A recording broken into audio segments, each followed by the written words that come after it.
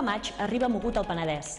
Aquesta setmana hem sabut que Codorniu planteja un ERO que afectarà un centenar de treballadors i, per altra banda, el comitè d'empresa de l'Ajuntament de Vilafranca es va manifestar al ple per denunciar les condicions laborals que, segons ell, l'Ajuntament els vol imposar. I és que consistori i treballadors no arriben a cap acord per tancar un nou conveni i amb això podria fer que es necessités per primer cop a la història la tasca d'un mediador extern. Al 3 a 8 d'aquesta setmana hem parlat amb uns i altres i en donem tots els detalls. Per altra banda, al setmanari també publiquem que el ple de l'Ajuntament del Vendrell ha aprovat demanar a la Generalitat més protecció de l'espai de les madrigueres. I entrevistem el Peyu, que porta aquest dissabte el seu humor al Teatre Casal de Vilafranca.